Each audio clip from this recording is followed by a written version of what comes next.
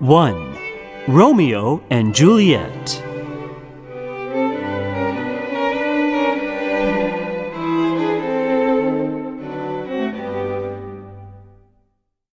Once upon a time, there lived in Verona two great families named Montague and Capulet. They were both rich, and I suppose they were as sensible in most things as other rich people. But in one thing, they were extremely silly. There was an old quarrel between the two families, and instead of making it up like reasonable folks, they made a sort of pet of their quarrel and would not let it die out. So that a Montague wouldn't speak to a Capulet if he met one in the street, nor a Capulet to a Montague, or, if they did speak, it was to say rude and unpleasant things, which often ended in a fight. And their relations and servants were just as foolish, so that street fights and duels and uncomfortableness of that kind were always growing out of the Montague and Capulet quarrel. Now Lord Capulet, the head of that family, gave a party, a grand supper and a dance, and he was so hospitable that he said anyone might come to it except, of course, the Montagues. But there was a young Montague named Romeo, who very much wanted to be there because Rosaline, the lady he loved, had been asked. This lady had never been at all kind to him, and he had no reason to love her. But the fact was that he wanted to love somebody, and as he hadn't seen the right lady, he was obliged to love the wrong one.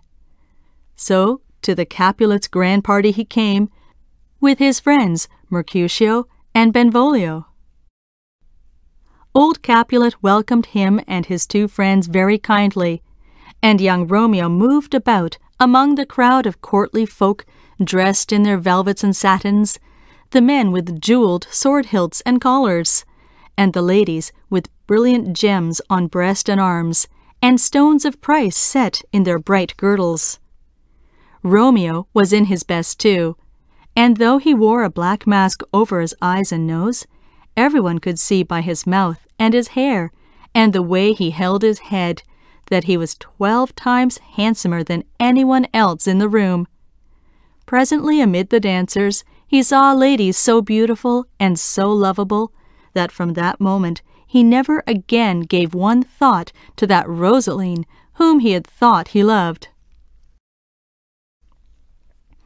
And he looked at this other fair lady as she moved in the dance in her satin and pearls, and all the world seemed vain and worthless to him compared with her. And he was saying this, or something like it, when Tybalt, Lady Capulet's nephew, hearing his voice, knew him to be Romeo. Tybalt, being very angry, went at once to his uncle, and told him how a Montague had come uninvited to the feast. But old Capulet was too fine a gentleman to be discourteous to any man under his own roof, and he bade Tybalt be quiet. But this young man only waited for a chance to quarrel with Romeo. In the meantime, Romeo made his way to the fair lady, and told her in sweet words that he loved her, and kissed her. Just then her mother sent for her, and then Romeo found out that the lady on whom he had set his heart's hopes was Juliet, the daughter of Lord Capulet, his sworn foe. So he went away, sorrowing indeed, but loving her none the less. Then Juliet said to her nurse, "Who is that gentleman that would not dance?" "His name is Romeo, and a Montague, the only son of your great enemy," answered the nurse.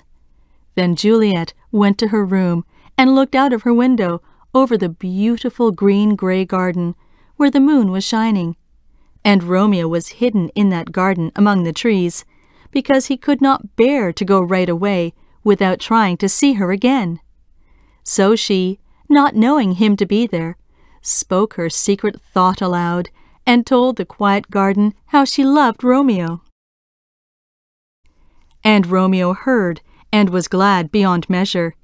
Hidden below, he looked up and saw her fair face in the moonlight, framed in the blossoming creepers that grew round her window, and as he looked and listened, He felt as though he had been carried away in a dream and set down by some magician in that beautiful and enchanted garden.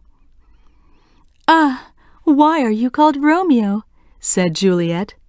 "Since I love you, what does it matter what you are called?" Call me but Love, and I'll be new baptized. Henceforth, I never will be Romeo," he cried, stepping into the full white moonlight from the shade of the cypresses and oleanders that had hidden him. She was frightened at first, but when she saw that it was Romeo himself and no stranger, she too was glad, and he standing in the garden below, and she leaning from the window, they spoke long together, each one trying to find the sweetest words in the world to make that pleasant talk that lovers use. And the tale of all they said, and the sweet music their voices made together, is all set down in a golden book, where you may read it for yourself some day. And the time passed so quickly, as it does for folk who love each other and are together, that when the time came to part, it seemed as though they had met but that moment, and indeed they hardly knew how to part. "I will send to you tomorrow," said Juliet. And so at last, with lingering and longing, they said goodbye. Juliet went into her room, and a dark curtain hid her bright window. Romeo went away through the still and dewy garden like a man in a dream. The next morning, very early, Romeo went to Friar Lawrence, a priest, and, telling him all the story, begged him to marry him to Juliet without delay. And this, after some talk, the priest consented to do. So when Juliet sent her old nurse to Romeo that day to know what he purposed to do, the old woman took back a message that all was well, and all things ready for the marriage of Juliet and Romeo on the next morning. The young lovers were afraid to ask their parents' consent to their marriage, as young people should do, because of this foolish old quarrel between the Capulets and the Montagues. And Friar Lawrence was willing to help the young lovers secretly, because he thought that when they were once married, their parents might soon be told, and that the match might put a happy end to the old quarrel. So the next morning early, Romeo and Juliet were married at Friar Lawrence's cell, and parted with tears and kisses. And Romeo promised to come into the garden that evening, and the nurse got ready a rope ladder to let down from the window, so that Romeo could climb up and talk to his dear wife quietly and alone. But that very day a dreadful thing happened. Tybalt, the young man who had been so vexed at Romeo's going to the Capulets' feast, met him and his two friends, Mercutio and Benvolio, in the street, called Romeo a villain, and asked him to fight. Romeo had no wish to fight with Juliet's cousin, but Mercutio drew his sword, and he and Tybalt fought, and Mercutio was killed. When Romeo saw that this friend was dead, he forgot everything except anger at the man who had killed him, and he and Tybalt fought till Tybalt fell dead. So, on the very day of his wedding, Romeo killed his dear Juliet's cousin, and was sentenced to be banished. Poor Juliet and her young husband met that night indeed. He climbed the rope ladder among the flowers and found her window, but their meeting was a sad one, and they parted with bitter tears and hearts heavy, because they could not know when they should meet again. Now Juliet's father, who of course had no idea that she was married, wished her to wed a gentleman named Paris, and was so angry when she refused that she hurried away to ask Friar Lawrence what she should do. He advised her to pretend to consent, and then he said, "I will give you a draft that will make you seem to be dead for 2 days, and then, when they take you to church, it will be to bury you, and not to marry you. They will put you in the vault, thinking you are dead, and before you wake up, Romeo and I will be there to take care of you. Will you do this, or are you afraid?" "I will do it. Talk not to me of fear," said Juliet, and she went home and told her father she would marry Paris. If she had spoken out and told her father the truth, well, then this would have been a different story. Lord Capulet was very much pleased to get his own way, and set about inviting his friends and getting the wedding feast ready. Everyone stayed up all night, for there was a great deal to do and very little time to do it in. Lord Capulet was anxious to get Juliet married because he saw she was very unhappy. Of course, she was really fretting about her husband Romeo, but her father thought she was grieving for the death of her cousin Tybalt, and he thought marriage would give her something else to think about. Early in the morning, the nurse came to call Juliet and to dress her for her wedding, but she would not wake, and at last the nurse cried out suddenly, "Alas! Alas! Help! Help! My lady's dead! Oh, well a day that ever I was born!"